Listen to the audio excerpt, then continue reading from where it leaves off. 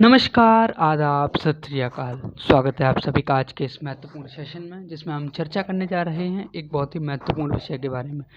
साथियों, जैसा कि आप लोग थंबनेल से देख पा रहे हैं कि नो मोर गूगल मैप। जी हाँ, भारत इसी नीति को अपनाते हुए गूगल मैप को बहुत जल्द ही भारत में बैन करने वाला है। बैन से तात्पर्य है कि वो इसका इस्तेमाल नहीं करेगा, क्योंकि भारत ने अपना एक खुद का जीपीएस सिस्टम जिसका नाम है नाविक, उसको डेवलप कर लिया है। तो क्या गूगल मैप का प्रयोग इससे कम होगा? जानेंगे आज के इस सेशन में कि क्या है नाविक और क्यों बना हुआ है ये लगातार सुर्खियों में। साथियों, अभी हाल फिलहाल में काफ़ी सारे न्यूज़पेपर्स ने ये हेडलाइन पब्लिश की थी, जिसमें ये दिखाया जा रहा था कि भारत जल्द से जल्द सभी मोबाइल फ़ोन, स्मार्टफोन्स के प्रोडक्शन को या प्रोड्यूसर्स को ये आदेश दे रहा है, जिसमें ये दिखाया जा रहा है कि भारत जो है वो ऐसी टेक्नोलॉजी चाहता है मोबाइल्स में जो नाविक को सपोर्ट करे। यानी कि जिस तरीके से गूगल मैप आपके फ़ोनों में चलता है, उसी तरीके से नाविक जो है वो भी आपके फ़ोन में as a GPS tracker, as a GPS device चल सके। ऐसी टेक्नोलॉजी चाहता है भारत स्मार्टफोन मेकर्स से। इसलिए वो लगातार ministry of information and technology जो है वो लगातार इन कंपनीज़ के टच में बनी हुई है और उनको आदेश दे रही है कि आप 2023 तक, क्योंकि जब हमारा नए साल हम मना रहे हों और हम भारत 5G की तरफ बढ़ रहा हो, तो उसे ऐसे फ़ोन मिल सकें जिससे कि उसमें इंडिजीनियस जीपीएस सिस्टम चल रहा हो। तो इसी टेक्नोलॉजी के साथ आइए आपको दिखाते हैं कि ये किस तरीके से दिखाई देता है। साथियों, ये कुछ नाविक की तस्वीर हैं जो एक रॉकेट सैटेलाइट्स, जिससे सैटेलाइट्स की तस्वीर हैं जो नाविक ऑपरेशन के तहत अभी काम कर रही हैं।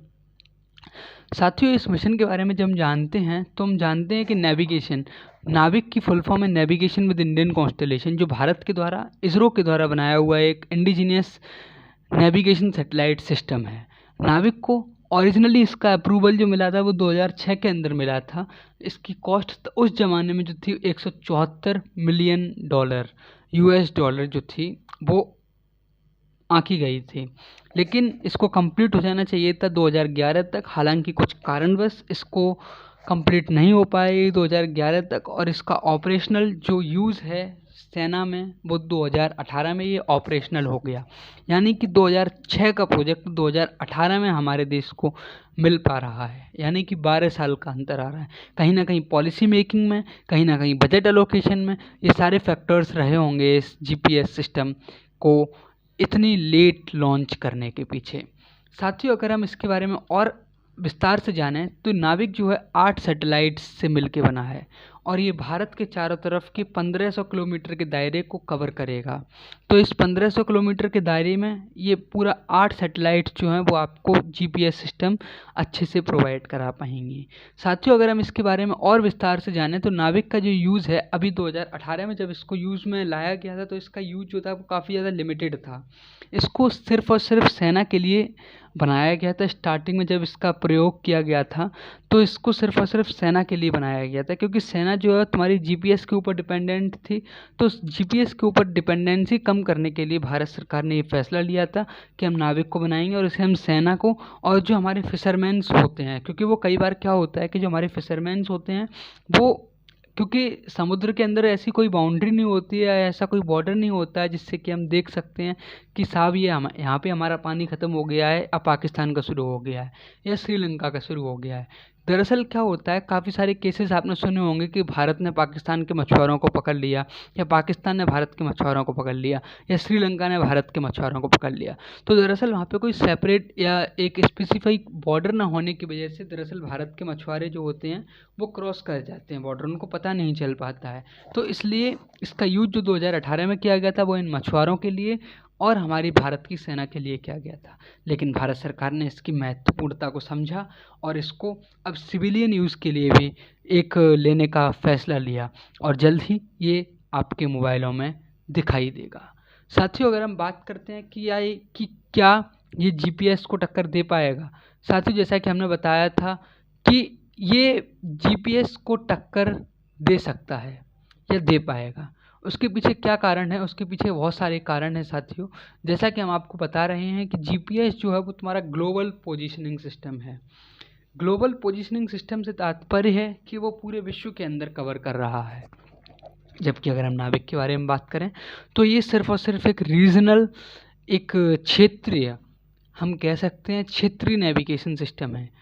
वहीं अगर हम बात करते हैं इसके सैटेलाइट पोजीशन के बारे में, तो जीपीएस की जो है जियो सिंक्रोनस सैटेलाइट्स हैं, और ये 28,000 किलोमीटर के ऑर्बिट पर इसकी सैटेलाइट्स जो है वो सिचुएटेड हैं जियो सिंक्रोनस ऑर्बिट में।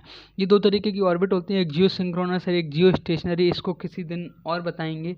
और जबकि वहीं हम भारत के बारे में जब हम बात करते हैं तो भारत जो है जियो सिंक्रोनस और जियो स्टेशनरी दोनों ही तरीके की, दोनों ही ऑर्बिट में सैटेलाइट को उसने पोजीशन कर रखा है।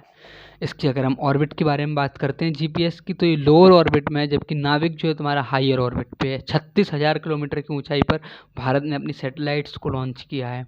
फ्रिक्वेंसी के बारे में जब हम बात करते हैं तो जीपीएस जो है सिंगल बैंड फ्रिक्वेंसी है, वहीं नाविक जो है डुअल बैंड फ्रिक्वेंसी है। रेंज के बारे में जब हम बात करते हैं, ये ग्लोबल है और ये रीजनल है। तो कहीं ना कहीं भारत जो है जीपीएस, जो नाविक जो सिस्टम है वो जीपीएस को टक्कर दे सकता है। अब आप लोग सोच रहे होंगे कि भाई जीपीएस के अंदर 55 सैटेलाइट्स हैं और नाविक के अंदर 8 सैटेलाइट्स हैं, तो कैसे टक्कर दे पाएगा ये। साथियों, जब आपको जानकर ये आश्चर्य होगा कि ये 55 सैटेलाइट्स जो है वो पूरे विश्व के लिए हैं। पूरे विश्व से तात्पर्य है हमारा 195 कंट्रीज के लिए मात्र 55 सैटेलाइट। वहीं अगर हम भारत के बारे में बात करते हैं तो भारत के जो हैं तुम्हारे ये 8 सैटेलाइट्स हैं। 8 सैटेलाइट, सोचियो कि 8 सैटेलाइट जो है वो भारत को कवर करेंगे। कि 8 सैटेलाइट बढ़िया हैं या 55 सैटेलाइट जो पूरे विश्व को कवर कर रही हैं वो ज़्यादा बढ़िया हैं। मेरे ख्याल से 8 सैटेलाइट्स जो हैं जो पूरे भारत को कवर कर रही हैं वो ज़्यादा बढ़िया होनी चाहिए। साथियों, ये जीपीएस और नाविक के बारे में अगर हमने बात कर ली है, तो ऐसे कौन कौन से और देश हैं जिनके पास अपना खुद का रीजनल नेविगेशन सिस्टम है। तो इसके बारे में जब हम बात करते हैं, नेविगेशन सिस्टम्स जो है तुम्हारा रसिया के पास है, जिसको हम ग्लोनास के नाम से जानते हैं। इसका जो ऑपरेटर है वो तुम्हारा रशियन एरोस्पेस डिफेंस फोर्सेस वगैरह कर रहे हैं, और इसका जो टाइप है वो सिर्फ और सिर्फ ये मिलिट्री पर्पज़ के लिए ही रसिया ने अपना बनाया था। वहीं अगर हम बात करते हैं यूनाइटेड स्टेट्स का ग्लोबल पोजिशनिंग सिस्टम जीपीएस, जिसको हम लोग इस्तेमाल करते हैं, इन्होंने एयरफोर्स के लिए बनाया था। ऑपरेटर जो है इनका एयरफोर्स स्पेस कमांड है, और ये टाइप जो है मिलिट्री और सिविलियन है, ये ग्लोबल है।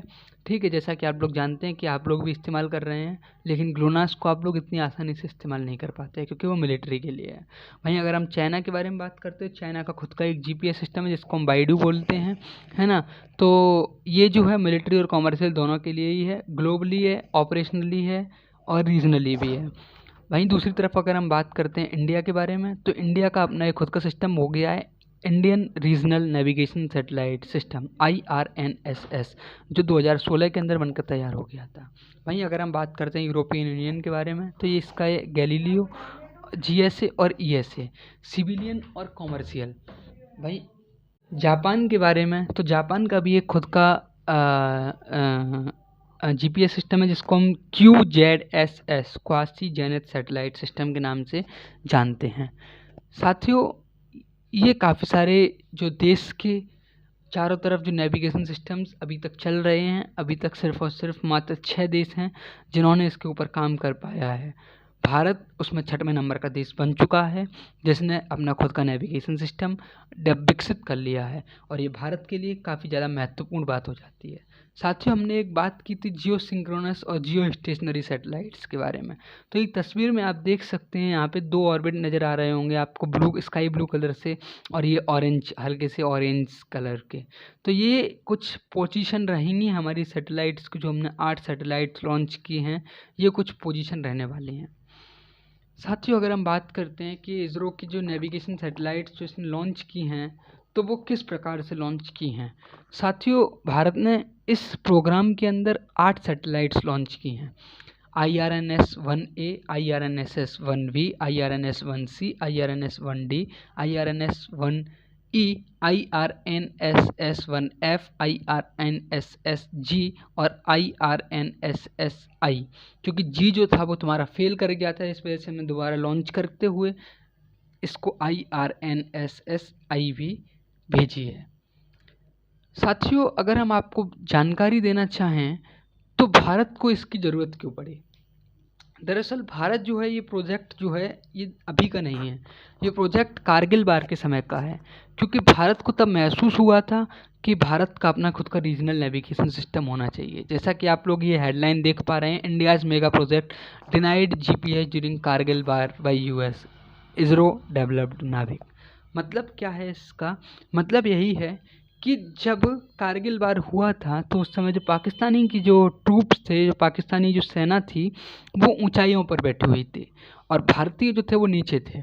तो इसका जो फ़ायदा मिल रहा था वो पाकिस्तानियों को मिल रहा था। उस समय जीपीएस सिस्टम वर्क कर रहा था, तो भारत के प्रधानमंत्री जी ने या भारत की सेना ने उनसे मदद मांगी कि ऐसे ऐसे आप हमें जीपीएस सिस्टम से मदद कर दीजिए, जिससे कि आप हमें पाकिस्तानी ट्रूप्स की लोकेशन बता दीजिए, जिससे कि हमें वार करने में आसानी हो और हमारे ट्रूप्स का थोड़ा सा कम नुकसान हो या उनके जान माल का नुकसान थोड़ा कम हो। लेकिन उस समय पाकिस्तान, जो अमेरिका था, वो पाकिस्तान प्रेम में मदमस्त था और उसने हमसे मना कर दिया कि ऐसा हम नहीं कर सकते, हम आपको लोकेशन, स्ट्रेटजिक लोकेशंस नहीं दे सकते।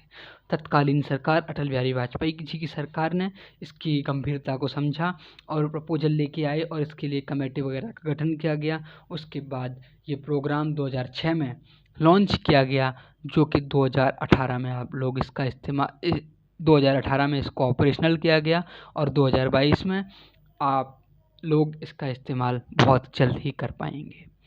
साथियों, अगर हम इसके बारे में ही बात करते हैं और कि इस नाविक को कौन कौन यूज कर पाएगा। ये नाविक जो है, इसको जनरली अगर भारत में ये सक्सेसफुल रहता है तो देखते हैं भारत सरकार इसको नेपाल को भी दे सकती है, भूटान को भी दे सकती है, बांग्लादेश को भी दे सकती है, श्रीलंका को भी दे सकती है। क्योंकि ये 1500 किलोमीटर के दायरे को भारत के बाहर, 1500 किलोमीटर भारत के अंदर को कवर करेगा। तो ये था नाविक सिस्टम के बारे में। अगर आपको समझने में आया हो तो वीडियो को लाइक कीजिएगा, चैनल को सब्सक्राइब कीजिएगा। ऐसे ही महत्वपूर्ण वीडियोज़ के लिए चैनल के साथ जुड़े रहिए, बने रहिए। जय हिंद।